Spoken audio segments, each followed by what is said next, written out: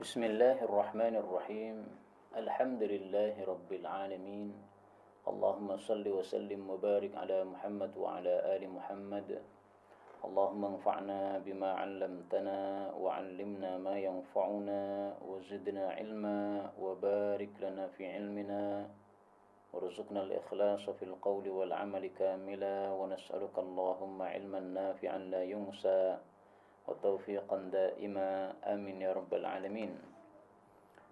Alhamdulillah kaum muslimin rahimani wa rahimakumullah. Sore ini kita sudah masuk tanggal 24 Sya'ban 1442 Hijriah. Mudah-mudahan kita dipertemukan oleh Allah dengan Ramadan dalam keadaan sehat zahir dan batin dan mendapatkan fadilah Ramadan secara sempurna. Amin ya rabbal alamin. Baiklah, kita lanjutkan sore ini kajian kitab Al-Arba'un Ar-Ramadaniyah dan kita sudah sampai pada hadis yang ke-25. Mungkin di buku antum tertulis 24 ya, karena nomornya ada salah penomoran tetapi isinya tidak berubah, yaitu Al-Hadithul Khamis wal Ishrun, hadis 25. قال المؤلف رحمه الله حفظه الله تعالى ونفعنا به وبعلومه في الدارين آمين عن معاذ بن أنس رضي الله عنه قال قال رسول الله صلى الله عليه وسلم من أكل طعاما فقال الحمد لله الذي أطعمني هذا ورزقنيه من غير حول مني ولا قوة غفر له ما تقدم من ذنبه رواه الترمذي وحسنه ورواه أبو داود بزيادة وما تأخر وهي ضعيفة.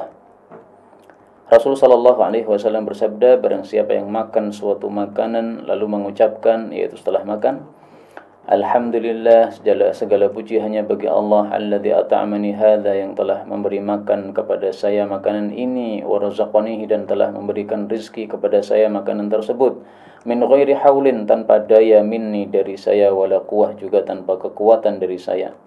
Maka fadilahnya ghufira lahu, pasti diampuni baginya, ma taqaddam, apa yang sudah lewat, min dzambih, dari semua dosa-dosanya. Hadis riwayat Tirmidzi, dan beliau mengatakan hadis ini hasan, dan juga diriwayatkan oleh Abu Dawud, tapi ada tambahan wa ma ta'akhkhar, dan apa yang akan datang dari dosa-dosanya. Apa yang akhir maksudnya yang akan datang dari dosa-dosanya. Wahya dha'ifah, tapi tambahan ini derajatnya dhaif. Hadis ini dimasukkan di dalam kitab Al-Arba'un Ar-Ramadaniyah, meskipun tidak bicara tentang Ramadan, tetapi karena masuk di dalam bab-bab tentang buka puasa. Ya, buka puasa kita makan. Nah, setelah makan kita tentu saja mengucapkan doa yang diajarkan oleh Rasulullah sallallahu alaihi wasallam. Doa setelah makan dari Rasul sallallahu alaihi wasallam ada beberapa, termasuk di antaranya kemarin yang sudah kita baca, hadis yang membedakan antara doa setelah minum susu dengan selain susu. Nah, adapun di sini ini tidak dibedakan, baik susu maupun yang lain-lain, baik itu makanan maupun minuman, doanya sama, yaitu alhamdulillahilladzi at'amani hadza wa razaqanihi min ghairi haulin minni wala quwwah. Ini doa, kata guru saya Al-Ustadz Mu'in rahimahullah, adalah lebih utama untuk dibaca setelah makan atau setelah minum. Kenapa? Karena selain kita mengamalkan sunnah Nabi dalam hal ini, juga kita mendapatkan fadilah yang besar. Fadilahnya apa? Ghufira lahu, ya. Dijamin mendapatkan ampunan dari Allah Subhanahu wa ta'ala. Nah, maka menurut beliau, doa setelah makan yang paling bagus untuk diajarkan kepada manusia, termasuk di TPA-TPA, itu adalah doa ini. Ketika kita kecil, sering kita mendengar doa Alhamdulillahilladzi at'amana wa ja'alana minal muslimin. Nah, itu juga ada hadisnya, tetapi hadis itu derajatnya diperselisihkan oleh para ulama. Karena adalah Nabi SAW idza faragha, apabila selesai min ta'amih, dari makanannya, dari makan beliau mengucapkan alhamdulillahilladzi at'amana wa saqana wa ja'alana muslimin, atau wa ja'alana minal muslimin. Ini hadis diriwayatkan oleh Imam 4, disahihkan oleh Imam Diya dalam kitab Al-Mukhtarah, tapi kata Syekh Albani derajatnya dhaif. Ibnu Hajar di dalam satu kitab mengatakan hadis itu hasan, tetapi dalam kitab yang lain beliau mengatakan gharibun munkar. Mohon maaf, Ibnu Hajar mengatakan bahwa hadis itu derajatnya hasan. Akan tetapi Az-Zahabi di dalam kitab Al-Mizan beliau mengatakan bahwa hadis ini gharibun munkar. Munkar itu termasuk dhaif. Maka ringkasnya hadis yang doa yang sering diajarkan itu wa ja'alna muslimin itu boleh dibaca karena memang sebagian ulama mensahihkannya, tetapi sebagian ulama mendhaifkannya. Karena itu saya sarankan lebih baik membaca doa yang diajarkan pada hadis 25 ini saja, karena hadisnya jelas sahih, disahihkan oleh para ulama-ulama kita. Kemudian kita ambil beberapa faedah. Faedah yang pertama, man akala ta'aman, siapa yang telah makan suatu makanan. Kata-kata ta'am ini mencakup makanan dan minuman. Jadi dalam bahasa Arab, minuman itu disebut juga ta'am. Karena ta'am itu sesuatu yang memiliki ta'am, memiliki rasa. Makanan ada rasa, minuman juga ada rasa. Karena itulah dalam Al-Quran, Allah Subhanahu wa Ta'ala ketika bicara tentang minuman pada surah Al-Baqarah, pada kasusnya Talut, Allah mengatakan, وَمَنْ لَمْ يَطَعَمْهُ فَإِنَّهُ مِنِّي. Barang siapa yang tidak memakan sungai tersebut, maksudnya tidak meminumnya, tidak meminum air sungai tersebut, maka sesungguhnya dia termasuk dari kelompok saya. Nah, ini dalil bahwasanya minuman disebut juga ta'am. Maka penerapan hadis ini, doa ini bisa dibaca setelah makan atau setelah minum. Kemudian dari hadis ini kita ambil faedah yang kedua, yaitu disunnahkannya mengucapkan alhamdulillah setelah makan. Kenapa setelah makan mengucapkan alhamdulillah?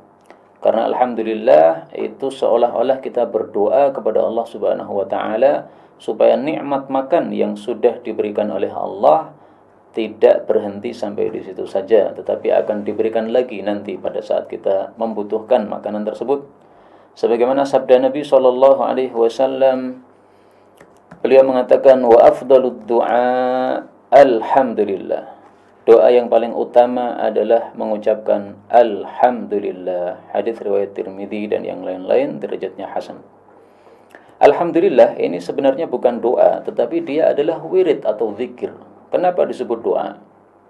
Doa itu kan meminta, ya. Nah, alhamdulillah ini disebut doa karena seolah-olah orang yang mengucapkan alhamdulillah setelah mendapatkan nikmat itu melakukan apa yang disebutkan oleh Allah dalam Al-Quran pada surah Ibrahim ayat 7, wa idh ta'adzana rabbukum la in syakartum la azidannakum. Dan ingatlah ketika Allah mengumumkan, sungguh jika kalian itu syukur, sungguh betul-betul aku akan tambahkan kepada kalian. Nah, ucapan alhamdulillah ini ucapan syukur. Bahkan para ulama mengatakan ra'sus syukri alhamdulillah. Puncaknya ucapan syukur adalah alhamdulillah.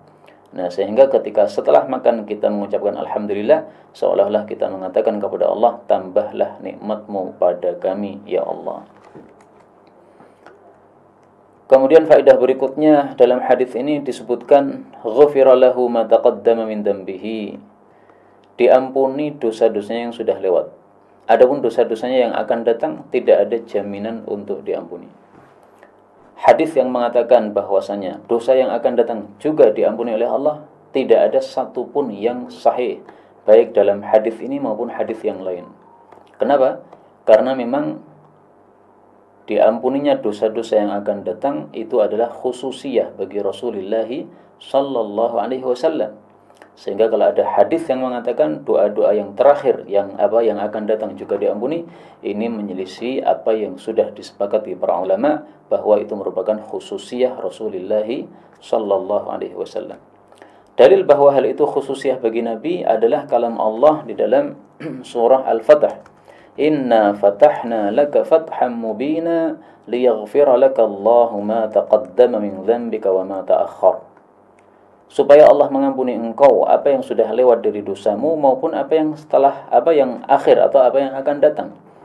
Nah, ini para sahabat ketika mendengar ayat ini dibacakan oleh Rasul sallallahu alaihi wasallam, mereka mengatakan hadza laka. Ini adalah untuk engkau. Jadi khususiyah bagi Rasul sallallahu alaihi wasallam. Tidak